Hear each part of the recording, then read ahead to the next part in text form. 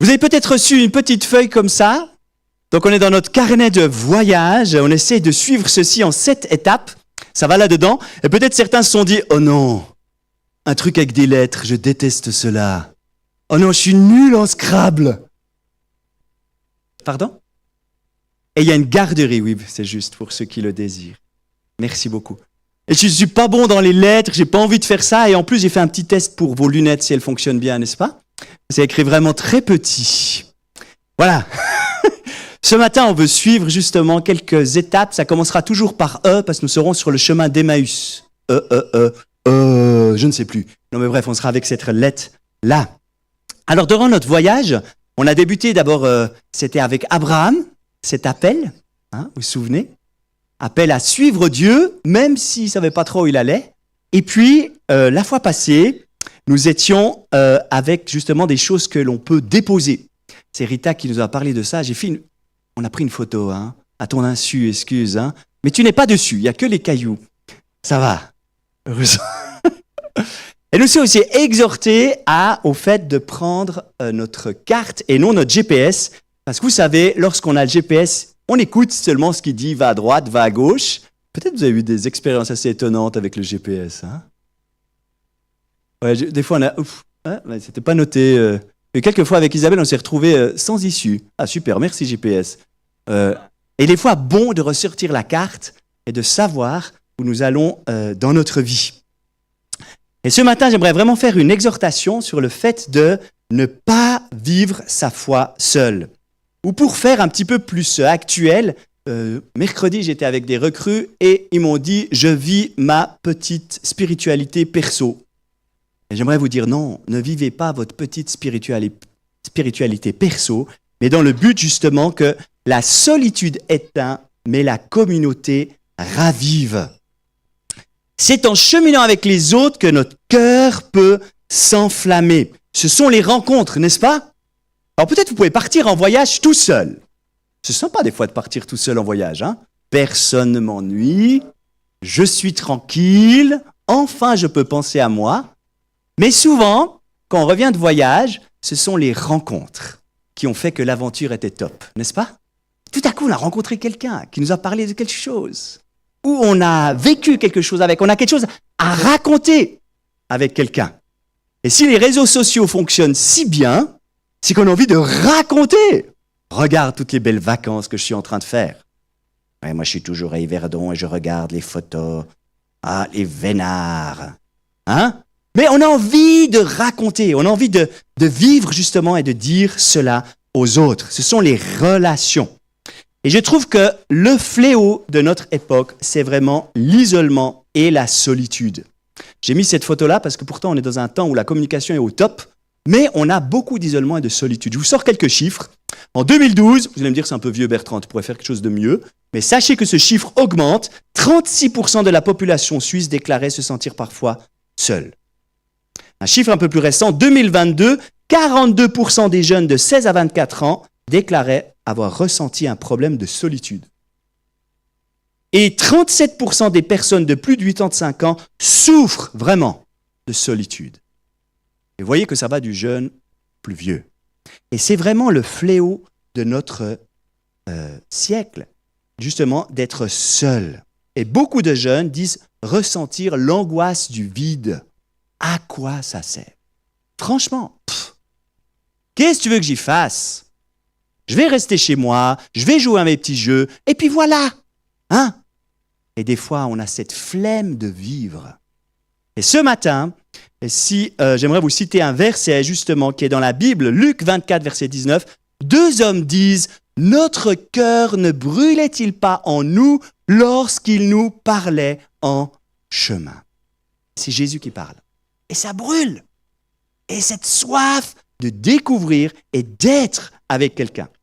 Mes amis, début de semaine, vous êtes d'accord, il faisait froid puis il pleuvait beaucoup, n'est-ce pas? Vous avez remarqué la météo comme elle était agréable, hein? On dormait bien. Franchement, j'étais comme cette plante-là. Elle a besoin de quoi, cette plante? Oui, elle a besoin d'eau, elle a assoiffé. Franchement, je me disais, à quoi bon? À quoi ça sert tout ça? Et puis on m'a dit de faire un message sur un texte. Donc j'ai lu le texte. Une fois, bref.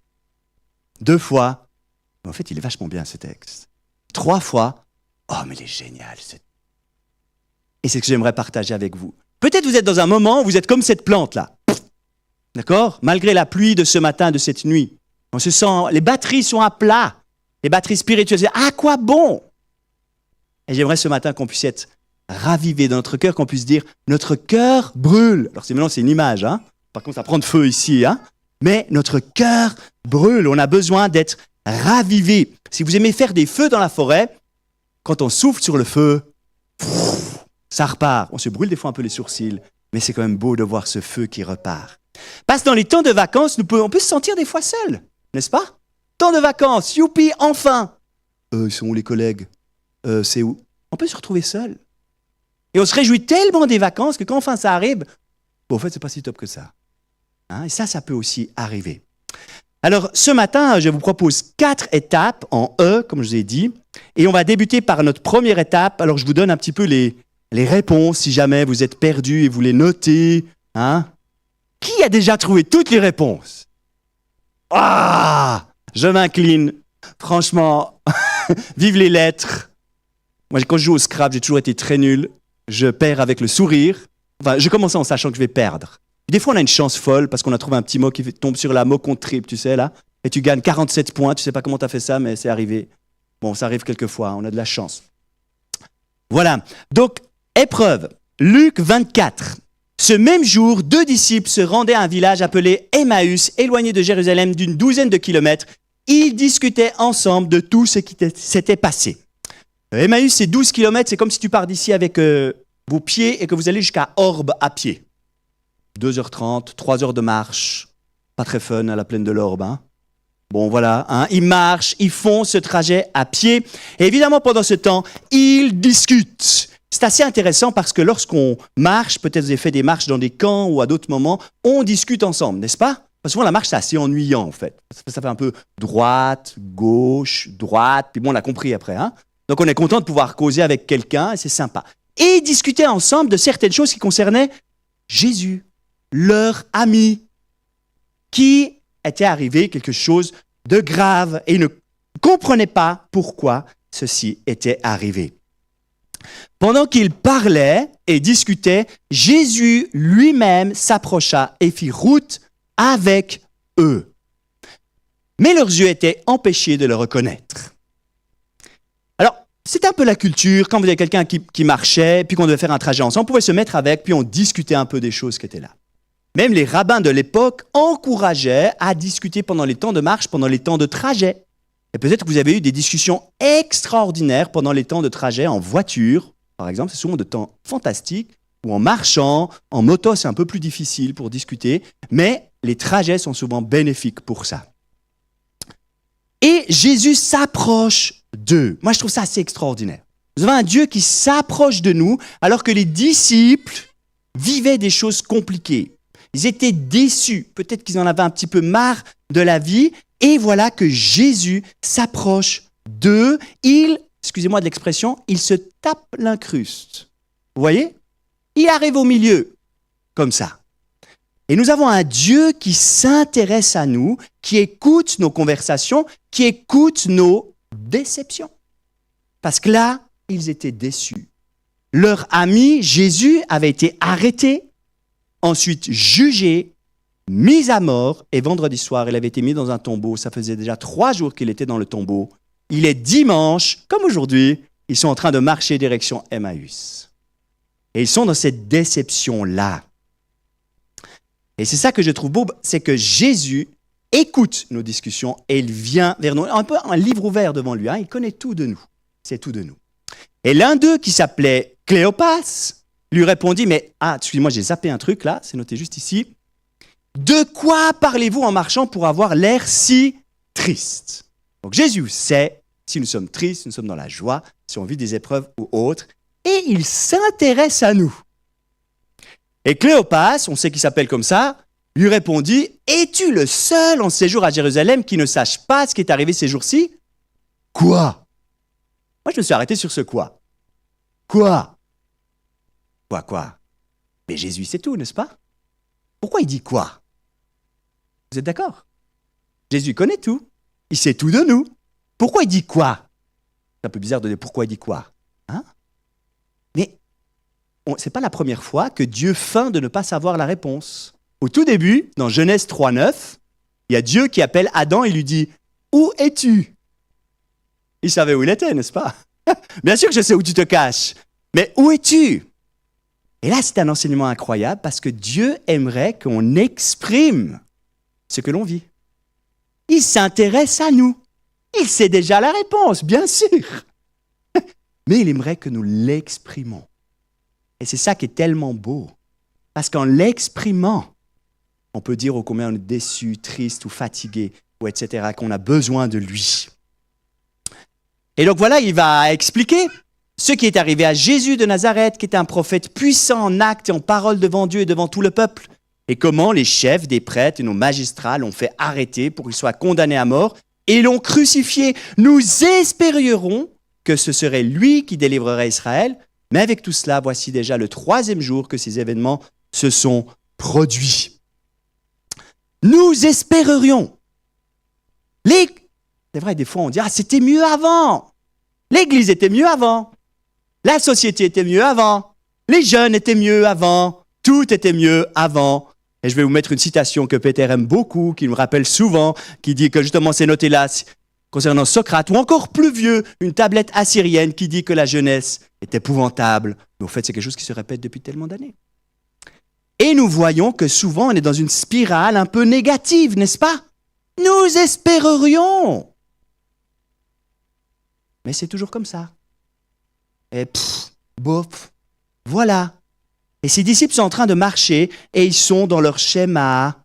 Tout est foutu, rien à faire, je ne sais pas ce qui va se passer après, etc., etc. Ils sont un peu dans une discussion déprimante. Et c'est vrai que la négativité nous empêche d'avoir de la joie. Ça nous empêche aussi de voir ce que Dieu aimerait nous dire. Des fois, on ne peut même plus entendre. Et justement, la suite un petit peu du texte. Nous espérerions, mais c'est vrai, les disciples espéraient quoi? Mais que Jésus soit le roi, qu'il les libère des Romains, qu'il y ait enfin la justice sur cette terre. Yahoo! On va à la suite de Jésus. Mais ce n'est pas du tout ça qui s'est passé. Il est mort sur la croix, ça fait déjà 3 jours. Je crois qu'il faut un peu aider ses disciples, n'est-ce pas?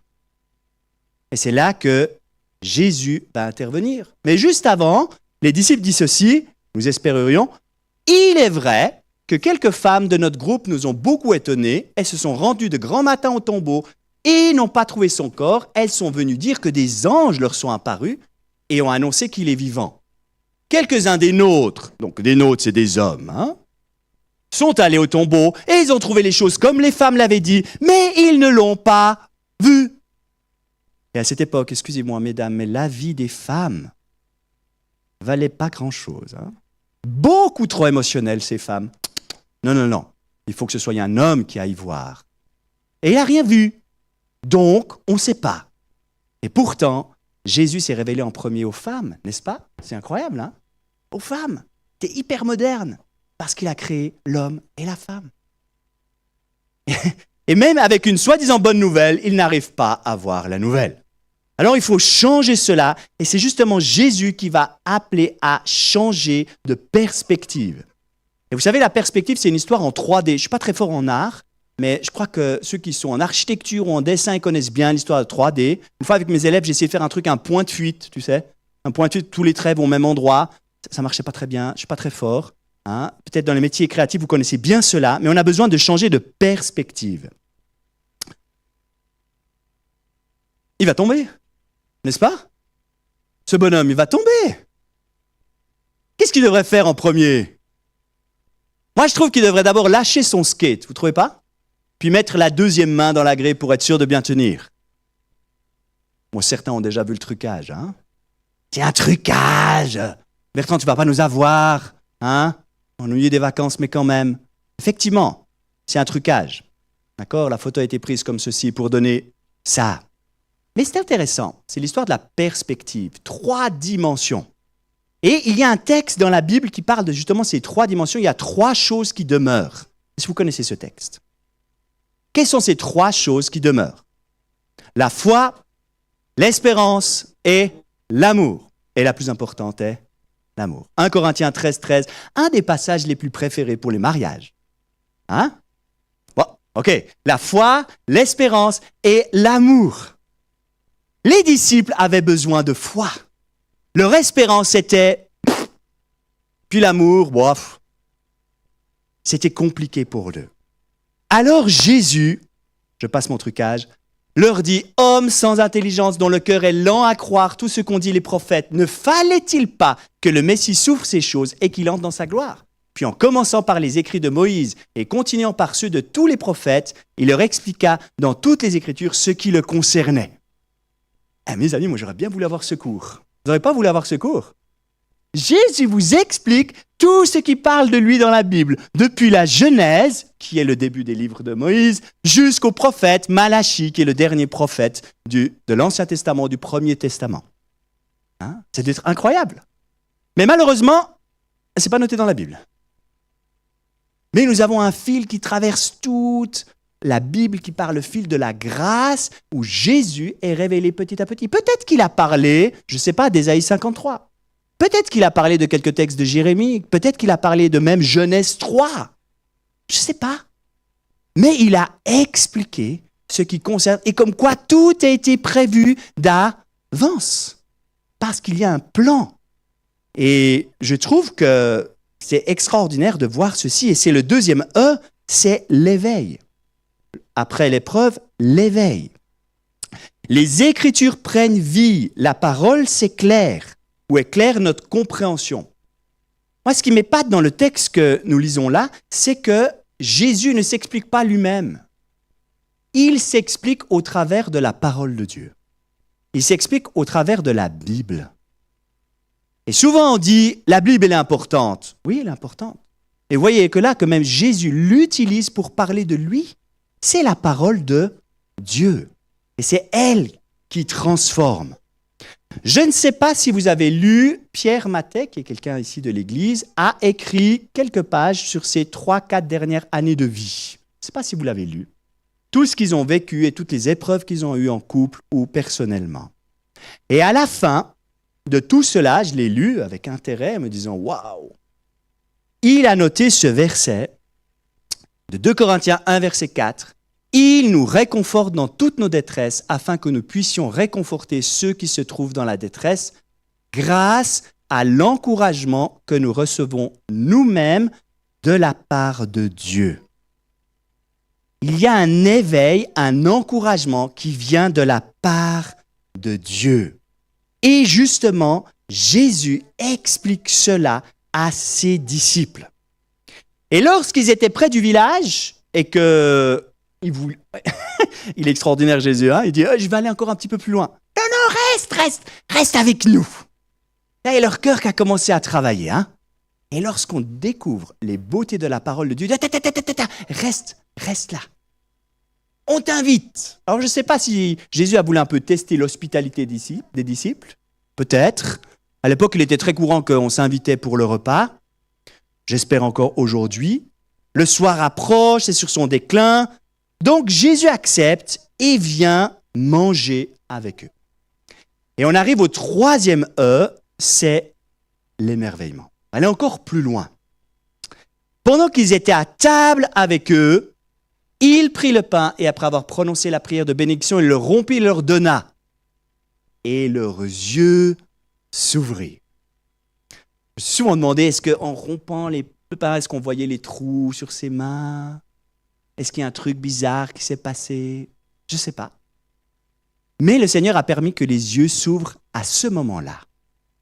Et moi, je trouve extraordinaire de voir comment Dieu ouvre les yeux des gens qui nous entourent, n'est-ce pas? C'est fantastique. C'est incroyable. Et là, on voit qu'il y a une différence entre ce que nous pouvons faire et ce que Dieu peut faire. Dieu nous demande de parler de lui aux gens qui nous entourent. Mais qui ouvre le cœur? C'est lui. Par son Esprit Saint, son Saint-Esprit. Et il le fait. Et là, les yeux s'ouvrent. Mais il disparut de devant eux. Ah, ça nous donne une information comment le corps du ressuscité est. Hein? Il peut manger, il peut disparaître, il peut traverser les murs, il peut être très rapidement à différents endroits, parce que vous verrez qu'après, il allait parler à Pierre alors qu'il était à Emmaüs. Donc on voit que Jésus est vraiment ressuscité. Notre cœur ne brûlait-il pas en nous lorsqu'il nous parlait en chemin et nous expliquait les Écritures? Je prie pour que des nouvelles personnes rencontrent Jésus-Christ. Est-ce que vous voulez prier avec moi? Oui? Il n'y a pas de plus grande joie de voir quelqu'un qui rencontre le Seigneur. J'ennuie un petit peu les baptisés. Vous savez qu'il y aura des baptisés le 7 septembre. Il y en a un dans la salle, alors je vais un petit peu l'ennuyer. Shadi, il est là. Il y aura Michael avec lui et Isabelle qui vont se faire baptiser ce jour-là. Et j'aurais dit, est-ce que vous êtes d'accord de prier avec moi pour 3 personnes dans votre entourage pour qu'ils puissent rencontrer Jésus-Christ? Pour qu'ils puissent avoir les yeux qui s'ouvrent. Pour qu'ils puissent avoir le cœur qui brûle. Puis sortir de cette solitude, de des fois ce « à quoi bon de la vie ?» et rentrer dans les plans que Dieu a prévus pour eux. N'est-ce pas? C'est une immense joie. Et franchement, c'est l'une des plus grandes. La foi, l'espérance et l'amour. Vous êtes où dans une année? Vous savez où vous serez dans une année?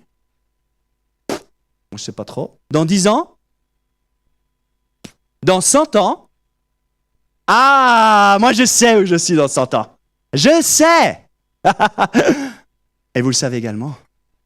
Auprès de Dieu, pour une nouvelle vie avec lui. Je crois qu'il est mort sur la croix, qu'il est ressuscité. C'est la foi. Par la foi en lui, j'ai une espérance. Et son amour, c'est quoi? Eh bien, c'est sa vie qu'il donne.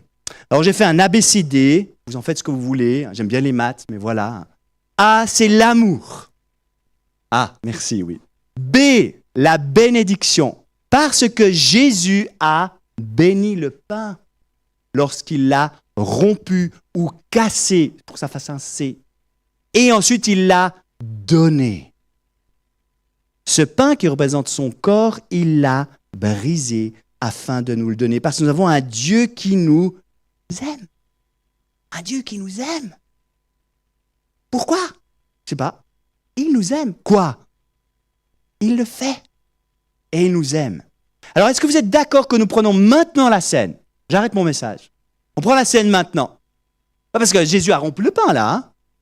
Et ils vont prendre... Bon, après, il a disparu.